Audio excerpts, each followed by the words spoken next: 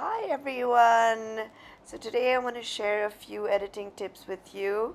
We're just going to go through my photos and let's look through and pick a photograph to edit. Um, let's see. Let's see what we have here.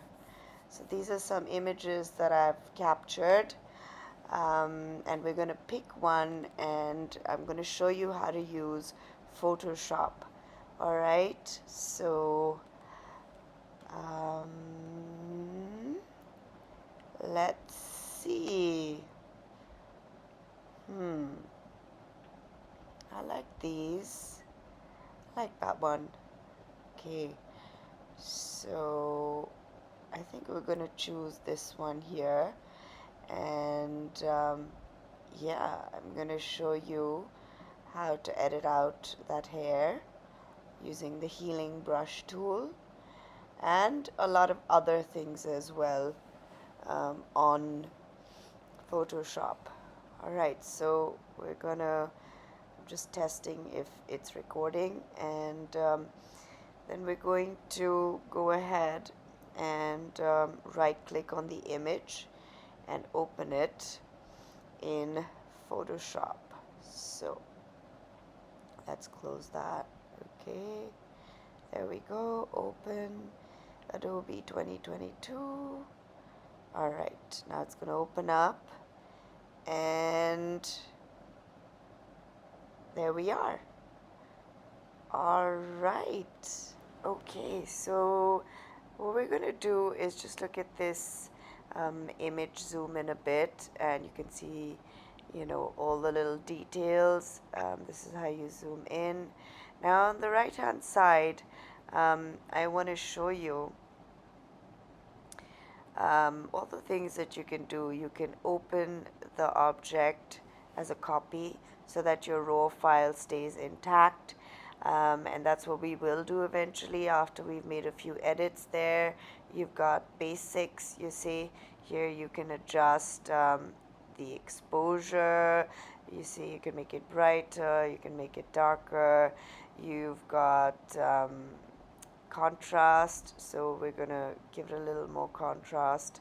And then you've got highlights, so if you've got any blown out highlights you can decrease them, or if you need areas to get brighter, you can increase in the shadows.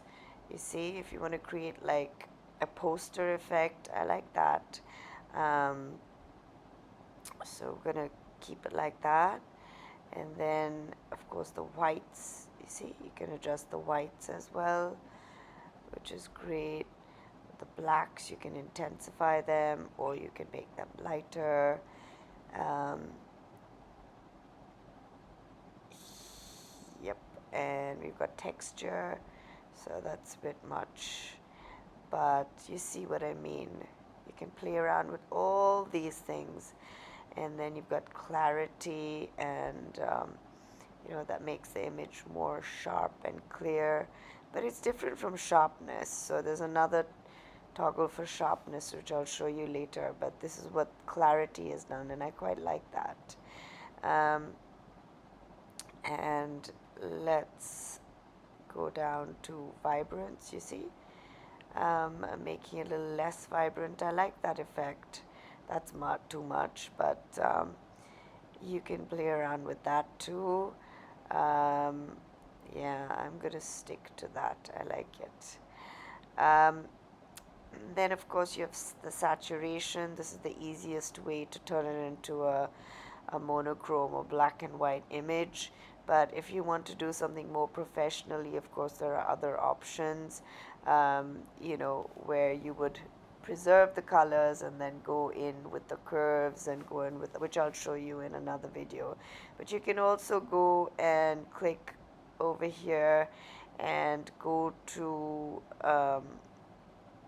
sorry, no, okay, yeah, let me show you the curves now. Hold on, yeah, so here you can, that's where it is. There it says, see, monochrome. So you can turn it into a monochrome photograph just by clicking over there. And there you have it. All right. Now I'm going to show you curves. You see, you can adjust the curves of a photograph and different portions of it. So you have this, line here, and that is for all the colors. Then you can choose individual colors like the reds. So you see, you can change the effects, and I quite like that too. And you can change it according to your vision of how you want the image to appear, what effect you want to give it, and what are you trying to convey, So this is a good way to play around with your images and create different things, and then always have a look at it later on. Um, you know, Go back and forth from the original to the image that you've created to see that you haven't gone too far anywhere, and that really helps. And let's see what else. Yep. So you can go back and forth. If you click on P on your screen, this is the way to go back and forth with your image to see how it was before and after. P for parrot on your keyboard. All right, that's very, very helpful. Now, let us look at this color mixer. I love this because then you can go into the individual colors, the saturation, you can turn it down, you can turn it up, and with each individual color. So this is a great tool. I love this one. Yeah, and there we go. You can see how that changes the image. And then so forth. And then, of course, you have the luminance, so you can make it brighter or darker. The image can get bright, not the image, the individual colors can get brighter or darker. And we're going to stick to the original here. And you just go down with all the colors that you want to work on or work with, depending on your image. And then we have vignetting, so you can, make the borders darker or lighter and play around with that. And here again, you can work on the shadows. You see, can you see the shadows changing in the background? Yeah. And it'll affect that particular color range, all right? And what else have we got here? Now we're going to save a copy and open it up. All right, this is in Camera Raw, and we're going to open it up in Photoshop, and that way, like I said, the raw image is conserved and you still have that original to work with as many times as you want. Okay, here we go. There's the image opened up now, and as you can see, we have the one that I worked on in Camera Raw. Now I'm duplicating the layer so that we work on the layer on top. Always work on the layer on top. You can also do this by pressing Command J. I've deleted that layer because we don't need the third layer. Command J for Joker on your keyboard will give you a duplicate layer. Okay. Now I'm going to show you how to use the healing brush tool, and we're going to remove that hair. And so click on the healing brush tool, there it is, and we're going to adjust the size of the brush by right clicking. All right, and then we're just going to take that part and just go over it, and this is how you remove whatever you don't want on the image. This is a quick fix. Healing brush is really great. What it does is it selects an area that is close by, and it copies it. And so it's really fast and easy. It's an easy way to edit, like if you just want to do a quick edit. Now I'm removing all these extra hairs, and as you can see, it's cleaning up her face. And I'm just gonna go ahead and do that, and whatever I think I need to remove, just a few things here and there, I will be removing those as well.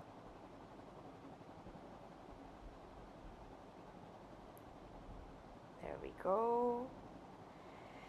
That little spot over there. What else? Okay, and see, when I click on that, I'm hiding the layer so you can see the before and after. I'm zooming in and showing you. See? Now you see it, and then you don't. And overall, you can see what the image looks like with and without that hair. Just a few more things I noticed. I'm just going to clean up. My camera lens had a few spots in it, and so it's showing up in the photo. And yep, there we go. That's better. So now we are going to have a look at this image. All right, we're going to go into full screen mode. So screen mode, full screen, and let's look at it. Now over here you can twist the image around using your mouse pad, and you can look at it from all the different angles, which is so great. You see, I like how this image looks upside down as well. It's pretty powerful, and you can crop it later on, but you get an idea by doing this, just seeing how the image looks. Now I like it like this as well, the mirror image of the original. You see how it almost looks like a different photograph, and you get a different perspective on the very same picture. You'll also notice other things that you didn't before, perhaps, when you do this. I like to use this, to just look at the image from different angles. And of course, this is in full screen mode, as I showed you, and then you can just press escape if you want to get out of this mode on your on your keyboard, and we have escaped. And what I'm going to do is duplicate this image so that I can save it in different in the way I showed you before. Now how we're going to do this is we're going to click sorry, that was by mistake. I did not mean to duplicate. What I wanted to do was merge, and that's Control E, E for egg, on your keyboard. Then you go into image rotation. You see what I did earlier? Now you can do this permanently. So I like this angle. So I'm going to save it as a copy. Alright, so that gets saved as a copy. And then I'm going to play around a little more as well. Okay, so I've saved this angle.